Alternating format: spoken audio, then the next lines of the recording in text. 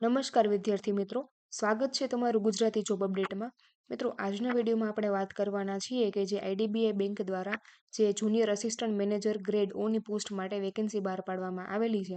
આ વેકેન્સી માટે કોણ કોણ ફોર્મ ભરી શકે છે, ત્યાર પછી ફોર્મ ભરવાની છેલ્લી તારીખ શું છે, એજ લિમિટ શું રહેવાની છે, એજ્યુકેશન ક્વોલિફિકેશન શું રહેવાનું છે, આ તમામ વિગતોની ચર્ચા આપણે વિડીયોમાં કરવાના છીએ.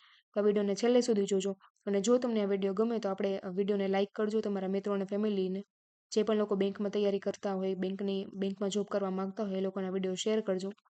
અને આપણે ગુજરાતી જોબ અપડેટની ચેનલને સબસ્ક્રાઇબ કરજો, એટલે આગળ પણ તમને સરકારી ભરતી રિલેટેડના તમામ વિડીયોની માહિતી આ ચેનલ ઉપર મળી શકે. તો ચાલો મિત્રો, આપણે વિડીયોની શરૂઆત કરીએ. તો આપણે વાત કરીએ કે જે જુનિયર અસિસ્ટન્ટ મેનેજર એટલે કે JAM ગ્રેડ O માટે ટોટલ વેકેન્સી 1100 બહાર પાડવામાં આવેલી છે. 1100માંથી આપણા ગુજરાતમાં અમદાવાદમાં 70 જેટલી વેકેન્સી રહેવાની છે. આ તમે જોઈ શકો છો, અમદાવાદમાં 70 જેટલી વેકેન્સી જે રહેવાની છે. ત્યાર પછી એજ્યુકેશનની વાત કરીએ તો 60% માર્ક્સ તમે જનરલમાં મેળવેલા હોવા જોઈએ અને ગ્રેજ્યુએશન તમે કરેલું હોવું જોઈએ. ત્યાર પછી EWS OBC SC ST માટે 55% માર્ક્સની રિક્વાયરમેન્ટ છે, એટલે તમે ગ્રેજ્યુએશન કરેલું હોવું જોઈએ. અને જનરલ વાળે 60% માર્ક્સ, જ્યારે SC ST OBC અને EWS વાળાએ 55% માર્ક્સ મેળવેલા હોવા જોઈએ. એજ લિમિટની વાત કરીએ તો એજ લિમિટ જે છે એ 20થી લઈને 25 વર્ષ સુધીના લોકો આમાં અપ્લાય કરી શકે છે. ત્યાર પછી વાત કરીએ કે ફોર્મ ભરવાની છેલ્લી તારીખ શું છે, તો 8 માર્ચ 2026થી ફોર્મ ભરવાની શરૂઆત થઈ ગઈ છે, જ્યારે છેલ્લી તારીખ ફોર્મ ભરવાની 19 માર્ચ 2026 છે. ત્યાર પછી ઓનલાઈન ટેસ્ટ તમારે આપવાની થશે. આ ટેસ્ટની ટેન્ટેટિવ ડેટ જે આપેલી છે, એટલે કે 12 એપ્રિલ 2026ની આસપાસ અથવા તો 12 એપ્રિલ 2026ના રોજ જ તમારી એક્ઝામ રહેવાની છે. ઇન ફ્યુચર જો બેંકને ચેન્જ કરવું હોય તો બેંક આ એક્ઝામની ડેટ જે છે એ ચેન્જ કરી શકે છે, બટ તમારે આ ડેટ ધ્યાનમાં રાખીને એક્ઝામની પ્રિપરેશન કરવાની રહેશે.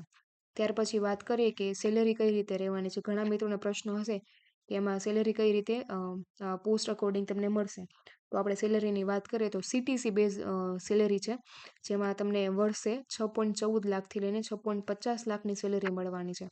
એટલે એપ્રોક્સ તમે ધારી શકો કે 50,000ની આસપાસ તમારી સેલેરી હોઈ શકે છે.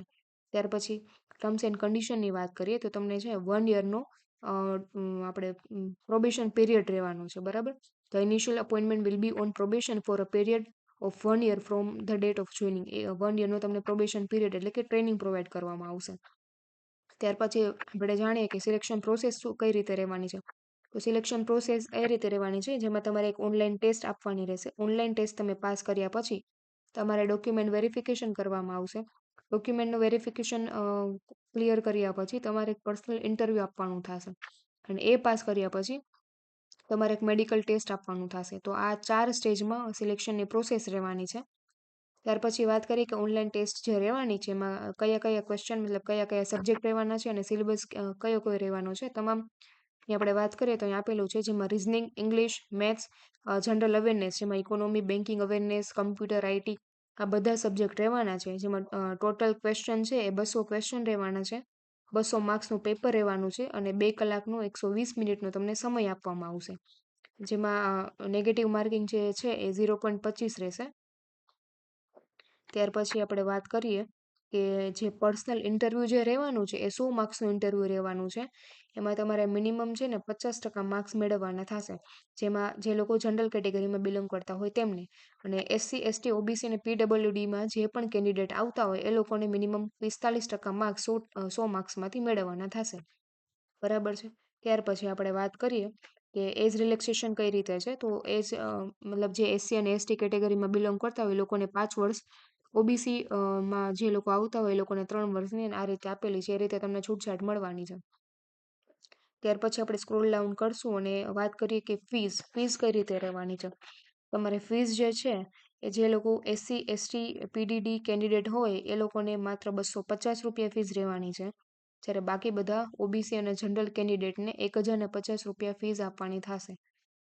તો આ રીતે જ ફીસ તમારે અપ્લાય કરવાની છે. તો આપણે વાત કરી લીધી છે તમામ. જો તમને કંઈ ક્વેશ્ચન હોય, આ વિડીયોમાં ના સમજાણું હોય તો કમેન્ટ બોક્સમાં જણાવજો.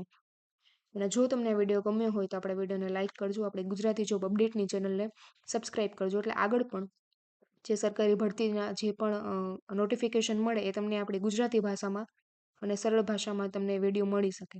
તો આપણે ગુજરાતી જોબ અપડેટની ચેનલને સબસ્ક્રાઇબ કરજો, આપણા વિડીયોને લાઇક કરજો અને તમારા મિત્રો અને ફેમિલી સાથે આ વિડીયો શેર કરજો. તો thank you so much for watching.